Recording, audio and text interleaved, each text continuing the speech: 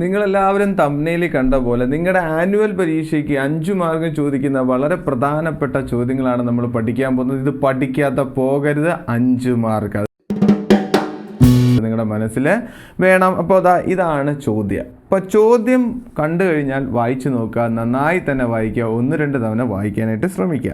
അപ്പോൾ ചോദ്യം എന്താണ്? there are 10 cylindrical pillar, 10 തൂണുകളുണ്ട്. ആ 10 തൂണുകളിൽ ഡയമീറ്റർ 30 സെൻറ്റിമീറ്ററും ആ തൂണിൻ്റെ ഉയരം 5 മീറ്ററുമാണ് ഒരു സ്കൂൾ വരാന്തയിലിരിക്കുന്നത്. അപ്പോൾ സ്കൂളിലെ വരാന്തയിൽ ഒരു 10 തൂണുകൾ ഇങ്ങനെ വെച്ചിട്ടുണ്ട്. ആ തൂണുകളുടെ ഡയമീറ്റർ 30 സെൻറ്റിമീറ്റർ, ഹൈറ്റ് 5 മീറ്റർ. അങ്ങനെയാണെങ്കിൽ ആ 10 തൂണുകളൂടെ പെയിൻ്റ് അടിക്കാൻ എത്ര രൂപയാകുമെന്നാണ് ചോദ്യം.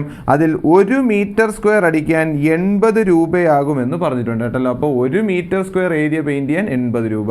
അങ്ങനെയാണെങ്കിൽ ഈ 10 പില്ലറും കൂടെ പെയിൻറ് ചെയ്യാൻ എത്ര രൂപയാകുമെന്നായിരുന്നു ക്വസ്റ്റ്യൻ. അപ്പോൾ ഇങ്ങനെ നിങ്ങൾ വായിച്ചോ, മനസ്സിലായി. എന്തോ മനസ്സിലായത്? 10 തൂണുകളുണ്ട് സ്കൂളിൻ്റെ വരാന്തയിൽ.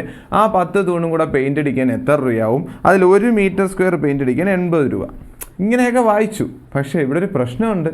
നിങ്ങൾ ക്വസ്റ്റ്യൻ വായിക്കുമ്പോൾ ഈ ചാപ്റ്റർ, ഇത് ഏത് ചാപ്റ്ററിലെ ക്വസ്റ്റ്യൻ? പ്രിസം അല്ലെങ്കിൽ സ്തംഭവുമായിട്ട് ബന്ധപ്പെട്ട ചോദ്യമാണ്. ഇവിടെ സിലിണ്ടറാണ് അല്ലെങ്കിൽ വൃത്തസ്തംഭമാണ് ചോദിച്ചേക്കുന്നത്. നിങ്ങളുടെ മനസ്സിലൊരു കാര്യം ശ്രദ്ധ വന്നെങ്കിൽ നിങ്ങളെല്ലാവരും ശ്രദ്ധിക്കുക. നിങ്ങളിത് വായിച്ചപ്പോൾ നിങ്ങൾക്കൊരു കാര്യം ശ്രദ്ധയിൽപ്പെട്ടിട്ടുണ്ടെങ്കിൽ വളരെ നല്ലതാണ്. എന്താണ് ശ്രദ്ധയിൽപ്പെടേണ്ടതെന്ന് ചോദിച്ചു കഴിഞ്ഞാൽ ഇവിടെ ശ്രദ്ധിച്ചോ, ഇവിടെ 30 സെൻറ്റിമീറ്ററിലാണ് ഡയമീറ്റർ തന്നിരിക്കുന്നത്. ഇനി ഹൈറ്റ് തന്നത് 5 മീറ്ററിലാണ്. ട്വിസ്റ്റ് കണ്ടോ?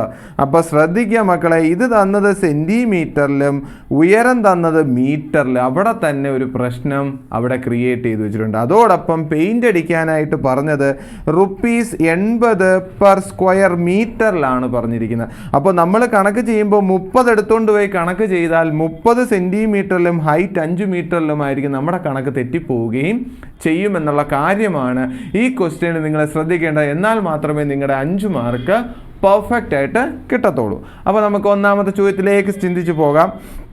അപ്പോൾ നമുക്ക് കണ്ടുപിടിക്കേണ്ട ടോട്ടൽ കോസ്റ്റ് ഓഫ് പെയിൻറ്റിംഗ് ആണ്. പെയിൻ്റ് അടിക്കാനുള്ള ആ വിലയാണ് കണ്ടുപിടിക്കുന്നത്. അപ്പോൾ നമ്മൾ തൂണിൻ്റെ എവിടെയാണ് പെയിൻ്റ് അടിക്കുന്നത്? അതാണ് അടുത്ത ക്വസ്റ്റ്യൻ. തൂണിൻ്റെ അകത്താണോ തൂണിൻ്റെ പുറമെയാണോ? അപ്പോൾ പുറമെയാണ് പെയിൻ്റ് അടിക്കേണ്ടത്. അപ്പോൾ നമുക്കിവിടെ കണ്ടുപിടിക്കേണ്ടത് എന്ത് എന്ന് ചോദിച്ചാൽ curved surface area of pillar, വക്രതല പരപ്പളവാണ് കണ്ടുപിടിക്കേണ്ടത്. ഏതിൻ്റെ? തൂണിൻ്റെ.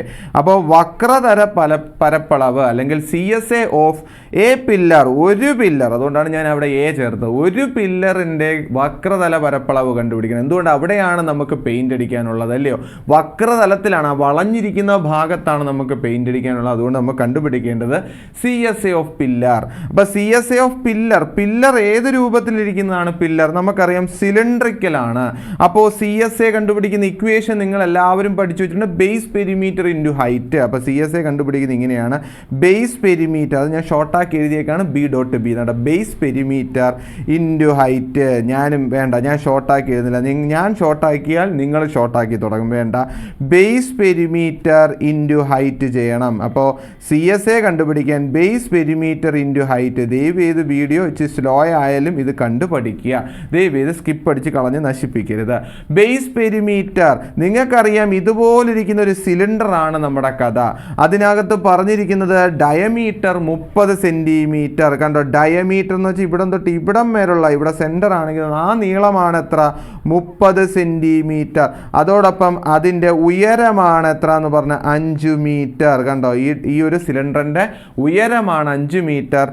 ബേസ് വട്ടത്തിൻ്റെ ആ ഡയമീറ്റർ ആണ് 30 സെൻറ്റിമീറ്റർ. നമുക്ക് കണ്ടുപിടിക്കേണ്ട ബേസ് പെരിമീറ്റർ ആണ്. ബേസിൻ്റെ പാദത്തിൻ്റെ ചുറ്റളവ് നോക്കി. ഇതിൻ്റെ ചുറ്റളവ് കണ്ടുപിടിക്കുന്ന, വട്ടത്തിൻ്റെ ചുറ്റളവ്, വൃത്തത്തിൻ്റെ ചുറ്റളവ് കണ്ടുപിടിക്കുന്ന ഇക്വേഷൻ നിങ്ങൾക്കറിയാം. 2πr ആണ്. ഇൻറ്റു എന്തും കൂടെ ഉണ്ട്? ഹൈറ്റ്. അപ്പോൾ 2πrh ചെയ്യുമ്പോൾ നമുക്ക് CSA ഓഫ് ഒരു തൂൺ കിട്ടും. ഒരു തൂണിൻ്റെ ഏരിയ കിട്ടും. അപ്പോൾ നമുക്കറിയാം 2 ഇൻറ്റു പൈ ഇൻറ്റു ആർ എന്താണ്? എൻ്റെ ചോദ്യം റേഡിയസ് എത്ര എന്നാണ് ചോദ്യം. നിങ്ങൾക്കറിയാം ഡയമീറ്റർ എത്രയാണ് ക്വസ്റ്റിനിൽ പറഞ്ഞേക്കുന്നത്? 30 സെൻറ്റിമീറ്റർ. അപ്പോൾ റേഡിയസ് എത്ര മക്കളെ? 30ൻ്റെ പകുതി വരും എന്ന് പറയുമ്പോൾ 15 സെൻറ്റിമീറ്റർ വരും. നമുക്ക് കണക്ക് സെൻറ്റിമീറ്ററിലല്ല വേണ്ടത്, നമുക്ക് വേണ്ടത് മീറ്ററിലാണ്. എന്തുകൊണ്ടാണ്? പെയിൻറ്റ് പറഞ്ഞേക്കുന്ന വില പറഞ്ഞേക്കുന്നത് പെർ സ്ക്വയർ മീറ്ററിലാണ്. അപ്പോൾ നമുക്ക് കണക്ക് മൊത്തത്തിൽ മീറ്റർ സ്ക്വയറിൽ കിട്ടണം. അതുകൊണ്ട് ഈ സെൻറ്റിമീറ്ററിൽ കിടക്കുന്നതിനെ എന്തിലോട്ട് മാറ്റി മാറ്റണം? മീറ്റർ. അപ്പോൾ മീറ്റർ ആക്കാൻ ബൈ 100 കൊണ്ട് ചെയ്യുക. അപ്പോൾ അത്രയും മീറ്റർ എന്ന ഉത്തരം കിട്ടും കേട്ടല്ലോ. അപ്പോൾ റേഡിയസ് എത്രയാണ്? 15/100 മീറ്റർ ആണ്. 15/100 എന്താണ്? മീറ്റർ ആണ്. ശ്രദ്ധിക്കുക, 15/100 മീറ്റർ എന്നാണ് നമ്മൾ എന്തെടുക്കാൻ പോകുന്നത്? Curved surface area. അപ്പോൾ എന്തെന്ന് എഴുതാം? 15/100. അപ്പോൾ മീറ്ററിലായി. ഇൻറ്റു ഹൈറ്റ് എത്രയാണ്? 5. സെറ്റാണ്. ഇത്രയും നിങ്ങൾക്ക് മനസ്സിലായി. ഇനി അത് വെട്ടി ചെയ്യണം. വെട്ടി ചെയ്യാനൊക്കെ പഠിക്കുക. അപ്പോൾ അടിപൊളിയാവും. നോക്കടാ, ഇവിടെ 2ഉം 100ഉം കൂടെ വെട്ടിയാൽ എത്ര വരും? 50 അല്ലേ? 2നെ 100 കൊണ്ട് ഹരിച്ചാൽ 50 കിട്ടുമെന്നറിയാം. ഈ 5ഉം ഈ 50ഉം കൂടെ വെട്ടിയാൽ എത്ര കിട്ടും? 10. അപ്പോൾ ബാക്കി എന്തുണ്ടെന്ന് പറ. 15 പൈ മുകളിലുണ്ട്, അടിയിലൊരു 10 ഉണ്ട്. Therefore ആൻസർ ഈസ് 1.5 പൈ എന്ന് കിട്ടും. നോക്കടാ, അല്ലേ? 10 കൊണ്ട് ഡിവൈഡ് ചെയ്യാൻ പറഞ്ഞാൽ പോയിന്റ് ഇട്ട് കൊടുത്താൽ അപ്പോൾ 1.5 പൈ ആണ് ഒരു പില്ലറിൻ്റെ എന്ത്? CSA. ഒരു പില്ലറിൻ്റെ കർവ്ഡ് സർഫസ് ഏരിയ അല്ലെങ്കിൽ വക്രതല പരപ്പളവ് എത്ര കിട്ടി? 1.5 പൈ. സെറ്റാണ്. ഇത് കണക്ക് എത്ര തൂണുകളുണ്ടെന്ന് ആ സ്കൂളിലുണ്ടെന്നാണ് പറഞ്ഞത്? നോക്കടാ, 10 തൂണുകളാണ് നമുക്ക് പെയിൻ്റ് അടിക്കേണ്ടത്. ഈ ഒരു തൂണാണോ പെയിൻ്റ് അടിക്കേണ്ടത്? അല്ല, 10 തൂണുകൾ പെയിൻ്റ് അടിക്കണം.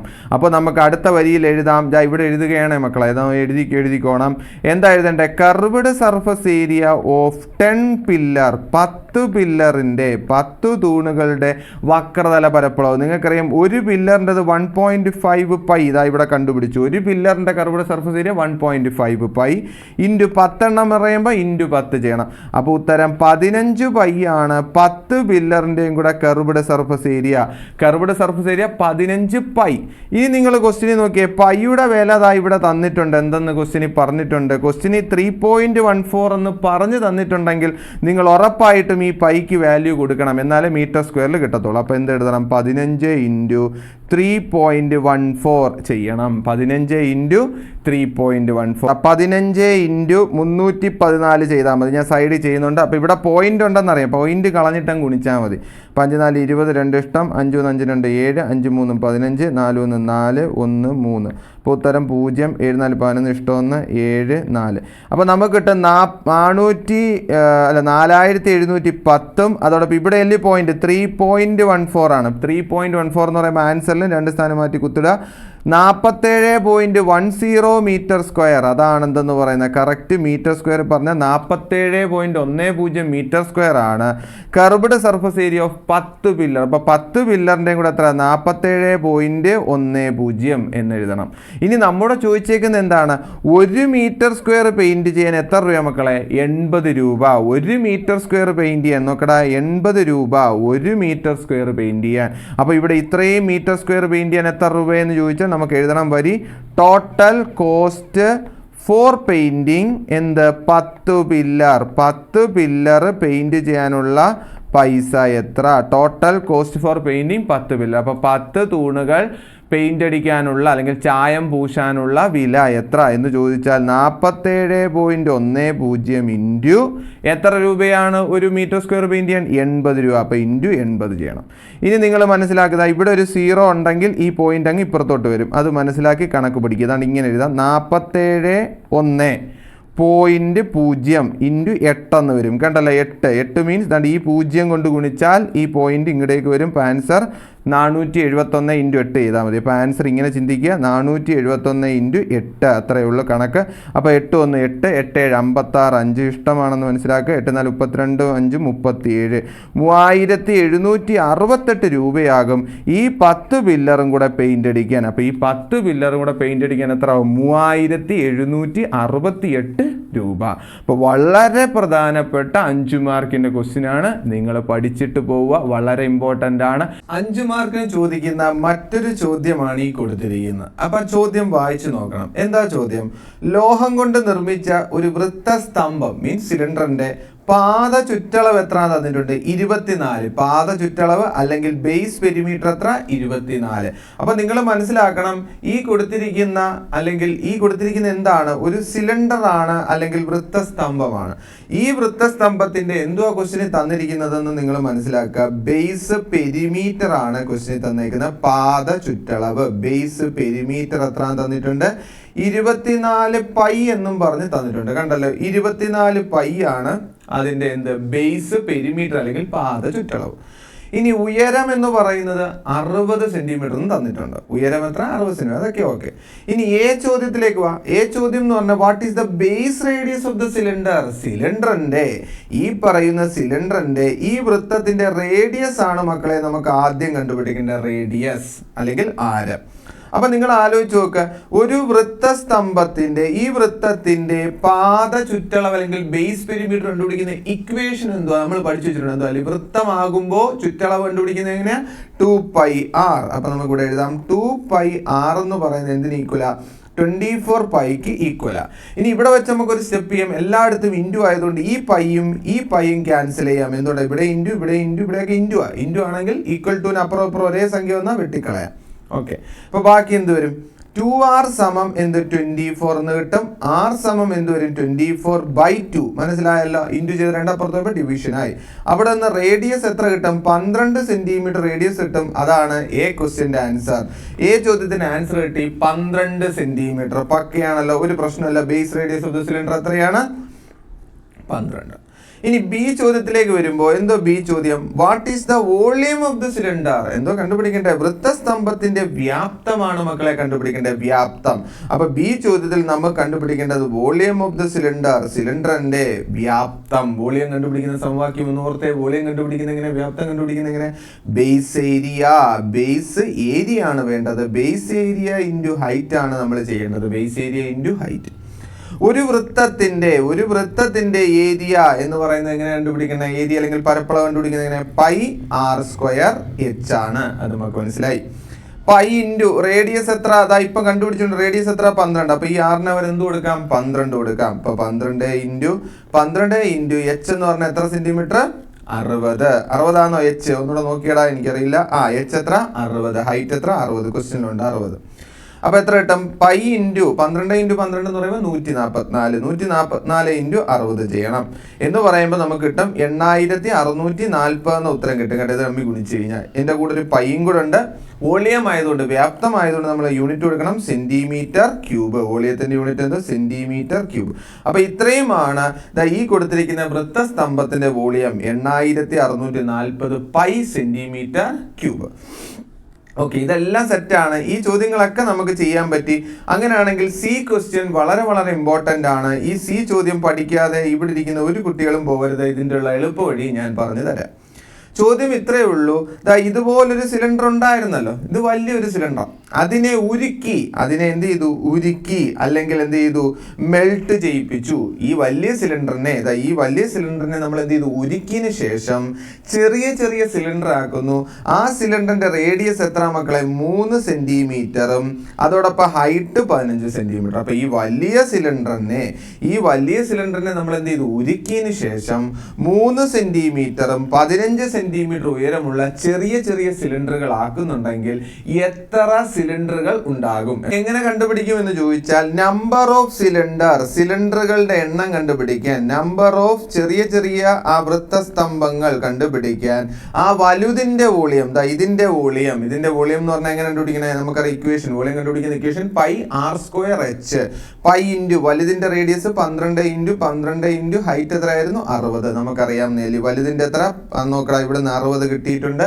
അതോടൊപ്പം നമ്മൾ നേരത്തെ റേഡിയസ് കണ്ടുപിടിച്ചു 12. അതുകൊണ്ട് 12 ഇൻറ്റു 60 ഡിവൈഡഡ് ബൈ നമ്മളിപ്പോൾ കണ്ടുപിടിക്കാൻ പോകുന്ന ചെറുതിന്റെ റേഡിയസും മറ്റു കാര്യങ്ങളും. റേഡിയസ് എത്ര? 3. ഹൈറ്റ് എത്ര? 15. അപ്പൊ നമ്മളിങ്ങനെ കൊടുക്കും π ഇൻറ്റു 3 ഇൻറ്റു എന്ത് ചെയ്യണം? 15 എന്ന് ചെയ്യണം. ഇങ്ങനെ ചെയ്യുന്നതാണ് ഏറ്റവും എളുപ്പം. ഇപ്പൊ ചിലവർ എന്നോട് ചോദിക്കും, സാർ ദാണ്ട് ഇതിന്റെ ഉത്തരം നമ്മൾ കണ്ടുപിടിച്ചിട്ടില്ലേ 8640 പൈ, അതെടുത്താൽ പോരെ? മക്കളെ, അങ്ങനെ എടുത്താൽ പാടാണ്. ഇങ്ങനെ എടുക്കുന്നതാണ് നമുക്ക് കണക്ക് ചെയ്യാനുള്ള ട്രിക്ക് അല്ലെങ്കിൽ എളുപ്പ വഴി എന്ന് മനസ്സിലാക്കാം. പയ്യും വെട്ടിക്കളയാ.